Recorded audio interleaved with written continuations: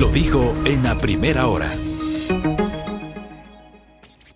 Muy bien, seguimos 8:10 en la mañana. Gracias a los aportes, ¿no? De Melania Carrión, de Andrea Velázquez Benavides, de Soledad Montero, de Nahuel Mendoza, de Juan Carlos Castillo, que interactuaron con este espacio hace minutos en el diálogo donde analizamos el tema de los femicidios. Esos temas hay que abordarlos y creo que una manera de hacerlo es desde nuestra condición de periodistas y con un enfoque adecuado, entendiendo la naturaleza de la comunicación y el respeto a los derechos humanos, que son valores y son activos que uno tiene que defender. No se trata de publicar cualquier cosa o decir cualquier cosa, sino evidentemente comprender y entender la naturaleza de las circunstancias, en el caso justamente de los femicidios y los temas de violencia de género. Bueno, dejemos ese tema de lado. Y me voy a tomar unos minutos para poner en contexto y dar paso a la siguiente entrevista de esta mañana. Y vamos a remontarnos al 31 de marzo del año anterior. Esto publicó el portal Primicias en su momento. La supuesta estafa del caso Fortunario se conoció por primera vez el 31 de marzo del 2022. La Superintendencia de Compañías emitió un comunicado informando que Fortunario Activos Digitales no estaba autorizada para operar en el mercado de valores ecuatoriano. 2 días después, la Fiscalía General del Estado hizo 5 allanamientos en oficinas y domicilios relacionados con la empresa. Los agentes decomisaron computadoras, dinero en efectivo, una caja fuerte y celulares. La misma noche del 2 de abril del 2022 se realizó una audiencia de medida cautelar especial solicitada por la Fiscalía. El juez asignado al caso resolvió inmovilizar las cuentas de Fortunario Activos Digitales por $7 millones. Al día siguiente, la Superintendencia de Bancos emitió una nueva alerta e informó que esta empresa no estaba autorizada para la captación de dinero. ¿Qué pasó el 16 de junio pasado? Es decir, un año y marzo, abril, mayo, junio, un año y 3 meses después. A través de un comunicado oficial, la Fiscalía General del Estado informó que el caso Fortunario ha tenido un revés. La jueza Paola Campaña ordenó el archivo de la causa y por lo tanto levantó la medida cautelar con la que se inmovilizaron $7,6 millones. Esta decisión es una consecuencia de una decisión tomada por los jueces Fabián Favara y Lady Ávila de la Corte de Justicia de Pichincha. Los magistrados declararon la nulidad de todo lo que se había actuado en el proceso. Días después de ese fallo, la Fiscalía allanó el despacho de 2 jueces de Pichincha y encontró $26,400 en efectivo y letras de cambio por $50,000. La Fiscalía emitió un comunicado protestando por esta decisión. En un comunicado decía la Fiscalía que estaban procesadas 3 personas y que como titular de la acción penal rechaza esta decisión judicial, ya que existen miles de perjudicados, pues los procesados utilizaban compañías que ofertaban servicios de inversión en plataformas financieras de forma presuntamente ilegal.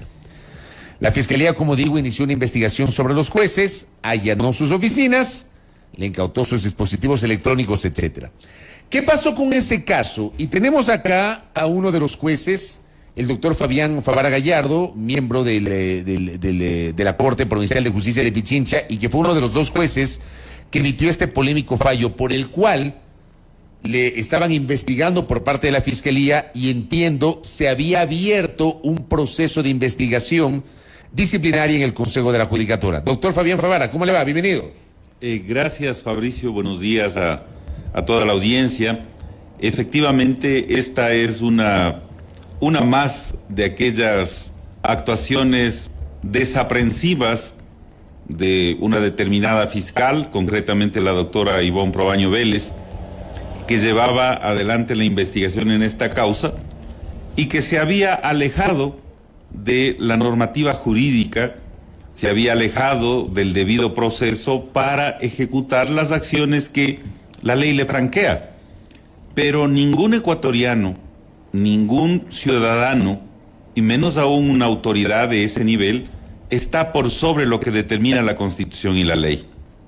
Pero por sobre todas las cosas, no se puede mentir a la colectividad, no se puede mentir a la sociedad, causando daño a los operadores de justicia. ¿Y a qué me refiero, estimado Fabricio? La Fiscalía General del Estado, en su cuenta de en esa época una plataforma o red social como era Twitter, ahora X, publicó el 29 de abril de este año, es decir, un día después que tuviéramos la audiencia en la cual se tomó esa decisión, publicó lo siguiente. Dice: la Fiscalía General del Estado comunica a la opinión pública que por voto de mayoría de los jueces Fabián Favar y Lady Ávila, la Sala Especializada de la Corte Provincial de Justicia de Pichincha declaró la nulidad de todo lo actuado en el caso denominado Fortunario, en el cual son procesadas 3 personas y la empresa Fortunario Activos Digitales, Compañía Limitada, por su presunta participación en el delito de captación ilegal de dinero. Esta declaratoria de nulidad significa la devolución de $7.644.902, dinero que estuvo inmovilizado durante la investigación previa. ¿Devolución a quién? ¿Devolución de qué? Falso. Esto es una falacia que tendrán que rectificar en el momento en que iniciemos las acciones legales correspondientes. ¿Y por qué es una falacia? Porque la empresa Fortunario, desde el mes de agosto del año 2022, se encuentra en manos de un liquidador designado por la Superintendencia de Compañías, no designado por el juez, no designado por nadie, por la entidad o el órgano de control de estas empresas, que al haberse alejado de su objetivo social, de su objeto social autorizado, es decir, no estaban autorizados para captar dinero. Era captación de dinero en esta suerte de pirámides que así es, en criptomonedas, en dinero efectivo, es decir, se ofertó a la ciudadanía el pago de altos rendimientos o de altos intereses a cambio de estas inversiones que se terminan convirtiendo en una especie de pirámide y terminan perjudicados todos. Pero, en el caso en concreto, la Superintendencia de Compañías, de manera adecuada, al encontrar que se alejó de su objeto social, primero dispuso una liquidación, pero después resolvió una disolución forzosa por haber incumplido su objeto social. Mientras tanto, los accionistas, que son los procesados y la misma empresa, no se encuentran, ¿no? Sus bienes, sus activos, su dinero incautado en las cuentas, no se encuentra en poder de los procesados.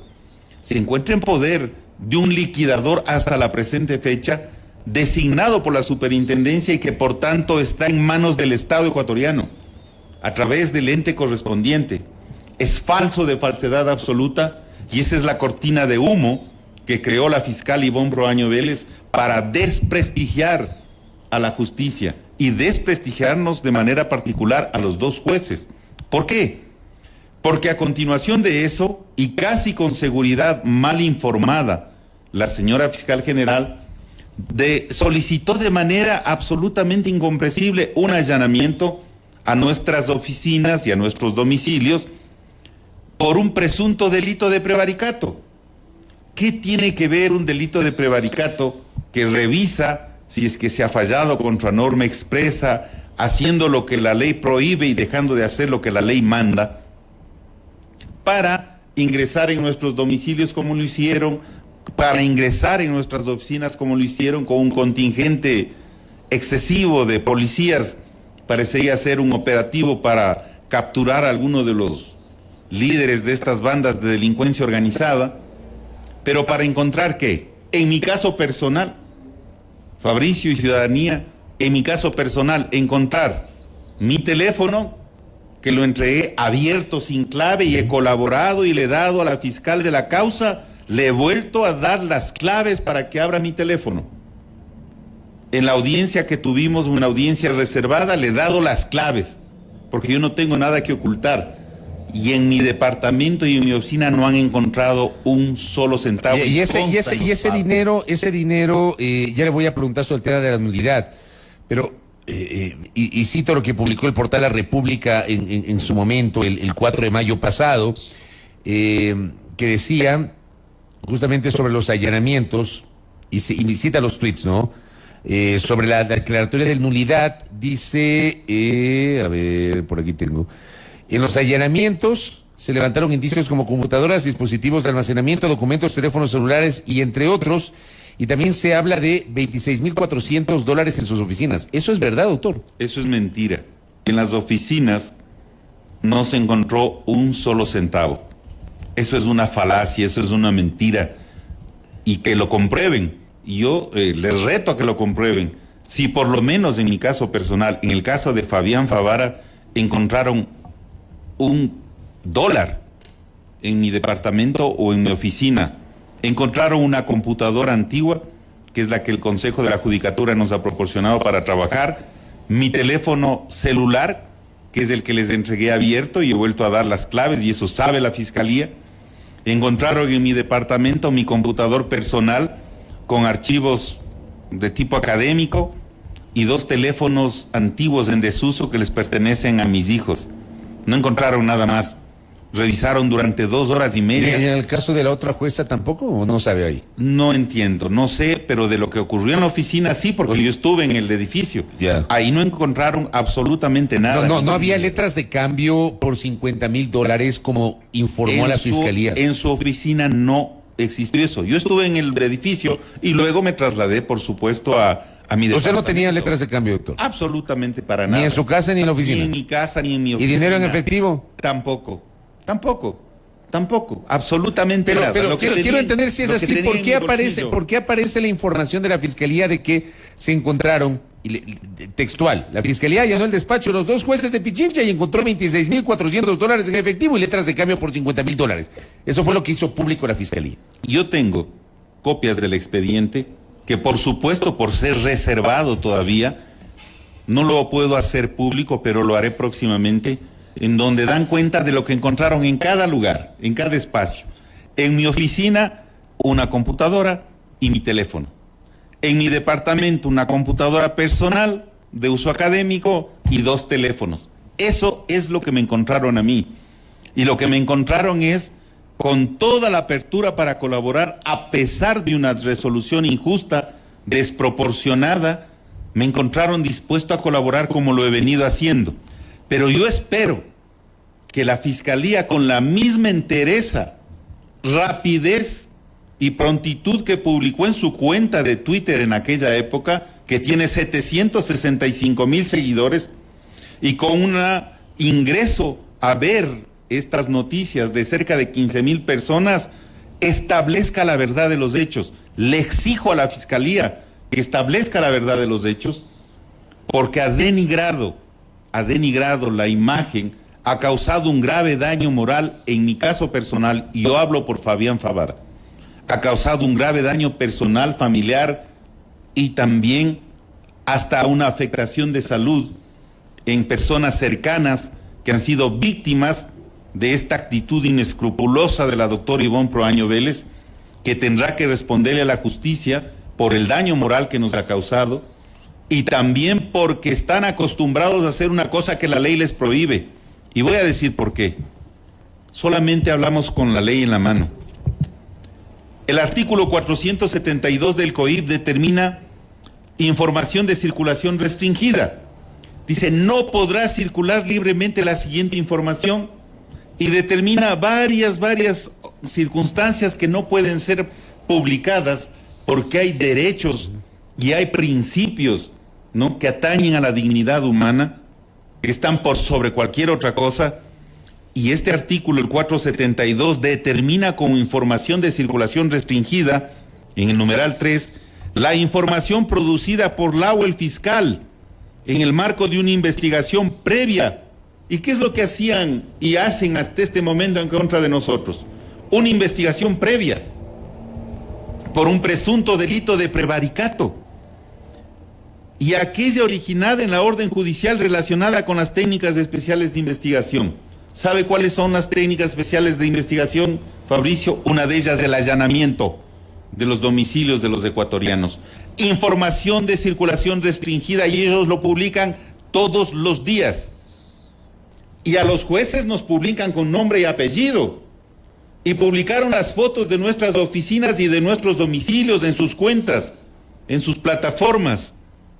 Pero cuando capturan a delincuentes, de los que sí tienen temor, les ponen fulano N o fulano X, pero a los jueces sí nos pusieron con nombres y apellidos. ¿Por qué declararon ustedes dos la nulidad del caso Fortuna? Sí, allá voy, luego de concluir con esto, estimado Fabricio, y que la colectividad sepa, porque para tener una información respecto de estos temas de carácter jurídico tenemos que leer, tenemos que informarnos. Yo mal haría en opinar sobre aspectos relativos a la medicina, a la ingeniería, a la educación, a la arquitectura, al periodismo, a la astronomía, porque son áreas que están ajenas a mi conocimiento. Pero ahora en redes sociales todo el mundo opina lo que cree.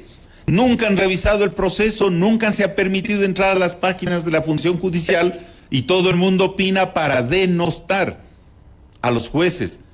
Pero ¿quién se pregunta? ¿Y la actuación de los fiscales? ¿Quién se pregunta? ¿Quién controla a los fiscales? ¿Quién ha allanado en este país a un fiscal? ¿Quién ha revisado sus patrimonios? ¿Quién ha ingresado a sus domicilios para saber qué es lo que hacen y cómo viven? ¿Por qué se abstienen de acusar en determinadas causas? ¿Por qué no ejecutan las acciones de investigación que les corresponde y llegan con procesos chuecos, incompletos ante la justicia para que nosotros les subsanemos sus errores? Caso contrario, los jueces son los corruptos. Cuando ellos hacen la divulgación de esta información restringida, estimado Fabricio y colectividad, incurren en un delito. El delito que está en el artículo 180, difusión de información de circulación restringida. La persona que difunde información de circulación restringida será sancionada con pena privativa de libertad de 1 a 3 años. Y dice, es información de circulación restringida la información que está protegida expresamente con una cláusula de reserva previamente prevista en la ley, como la de las investigaciones previas.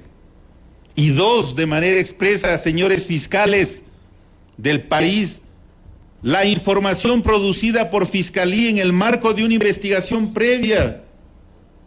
Es obvio, porque se violentan los derechos de las personas, como lo hicieron en el caso particular mío, como lo hicieron al hacer públicas las fotos de mi oficina, de mi teléfono, al hacer públicas las fotos de mi departamento en el que no encontraron nada. ¿Y por qué declaramos la nulidad? Porque ese es el tema de fondo, que no le gustó a la señora fiscal de la causa, porque hay que preguntarle por qué se oponen a devolver la plata a los inversionistas. ¿Por qué debe permanecer el dinero de los perjudicados eventuales de la empresa Fortunarios en determinados bancos por 5, 6, 7 años sin generar intereses? Pregúntese la ciudadanía por qué la Fiscalía ha defendido a capa y espada el mantener esas cuentas inactivas en vez de que el liquidador devuelva de manera inmediata a los inversionistas. Ellos sí que tienen que sentarse y explicarle a la colectividad, como les reclamaron en las redes sociales de ellos mismos, les reclamaron el por qué no han devuelto y no devuelven el dinero a sus legítimos propietarios. ¿O es que se quiere beneficiar a determinado sector que tiene en su poder un dinero que no es poca cosa? Hablamos de $7.644.000 por un juicio penal que puede demorar 7, 8 años para devolverle los mismos 5.000, los mismos $2.000. Entonces, hay que preguntarse quién era o quiénes son los interesados en mantener inmovilizados sin generar intereses de ese dinero. Porque el dinero está en poder del liquidador. El liquidador tiene registrada su firma en las cuentas bancarias, en el registro mercantil y en el registro de la propiedad desde el año 2022. Falacia inventada por la fiscal de la causa, la señora Ivonne Proaño, que también allana otros medios de información con un TikTok. Allanó la posta. Esa es la persona que está inmiscuida en esta investigación. Les abrieron a ustedes dos una investigación disciplinaria en la judicatura. Así es. ¿Y qué pasó con esa investigación? Esa que es la importante y que me traen esta mañana, porque hay que informarle en el único espacio que tenemos nosotros para poder hacerlo. Lamentablemente los jueces estamos vedados de hacer ciertas declaraciones. La Fiscalía sí tiene una cuenta de Twitter. A ellos sí salen siendo un sujeto procesal más. La Fiscalía para el juez es un sujeto procesal más. El 11 de septiembre de 2023, hemos sido notificados por la Sala Especializada de lo Penal, Penal Militar, Penal Policial, Tránsito, Corrupción y Crimen Organizado de la Corte Nacional de Justicia en la causa 17001-2023-0523D. Ante la denuncia presentada por la doctora Diana Salazar Méndez, fiscal general, al Consejo de la Judicatura el 12 de mayo de 2023, que denunció al doctor Fabián Favara Gallardo y a la doctora Lady Ávila Freire, juez y jueza de la Sala Penal Militar, Policial y Tránsito de la Corte Provincial de Justicia de Pichincha, por considerar que incurrieron en infracción gravísima tipificada en el artículo 109.7 del Código Orgánico de la Función Judicial, etcétera. Por este caso que nos ocupa, resolvió con las siguientes conclusiones la Sala de la Corte, integrada por los doctores Marcos Rodríguez, Felipe Córdoba y Luis Rivera, con las siguientes conclusiones. Luego del proceso en el que presentamos nuestros descargos, la prueba y se hizo la revisión del expediente, la decisión de declarar la nulidad de la causa responde a una interpretación plausible que se sustentó en la sentencia interpretativa número 02517-CC de la Corte Constitucional de 25 de enero del 2017. La declaratoria de nulidad no provocó un daño ni a la Administración de Justicia, ni a los justiciables, ni a terceros. Por consiguiente, se determina que no existe error inexcusable. ¿Qué va a hacer la Fiscalía frente a esto? ¿Tendrá que archivar de manera inmediata esa infundada investigación previa por un prevaricato? Si un tribunal de la Sala de la Corte Nacional de Justicia, de la Sala Penal, está diciendo que hubo una interpretación plausible de una sentencia constitucional y de que no se ha causado perjuicio, ¿sabe por qué? Porque aquí no hay riesgo de prescripción, no hay riesgo de caducidad de prisión preventiva, no se ha devuelto el dinero a los procesados, sino al liquidador para que haga lo que considere pertinente, e incluso para que, reordenando de conformidad con la Constitución y la ley el procedimiento, vuelvan a pedir las medidas que sean necesarias, si se justifican. Pero ahora voy por qué nosotros declaramos la nulidad. Porque el día 2 de abril del año 2022, ágiles en unos casos, en otros no, la señora fiscal doctor Ivonne Proaño, limitando el derecho a la defensa de los investigados. Investigados, no eran procesados. Procesados son recientes de este año. A partir de la instrucción fiscal. Lógico. Desde que se abre la instrucción fiscal, comienza un proceso penal. Antes son sospechosos, son investigados. Les allanaron sus oficinas, obviamente obtuvieron la información que sea necesaria.